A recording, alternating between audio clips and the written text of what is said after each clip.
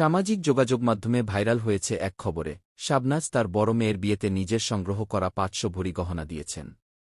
এই খবর ছড়িয়ে পড়তেই ভক্তরা চমকে গেছেন, আবার অনেকেই প্রশংসা করছেন তার উদারতা ও দৃষ্টিভঙ্গির জন্য।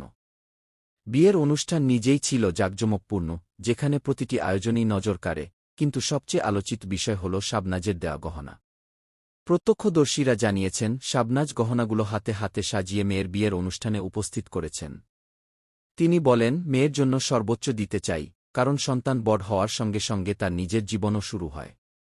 এই ৫০০ ভরি গহনা শুধু মূল্যবান ধাতু নয়, বরং শাবনাজের মমতা, ভালোবাসা এবং পরিবারের প্রতি দায়বদ্ধতার প্রতীক।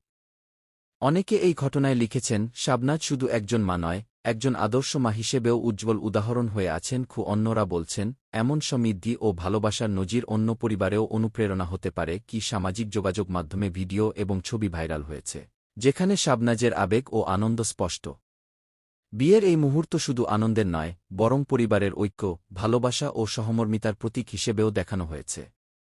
৫০০ ভরি গহনার এই উপহার শুধু পারিবারিক মূল্যবোধ নয়, সামাজিকভাবেও আলোচনার কেন্দ্রবিন্দু হয়ে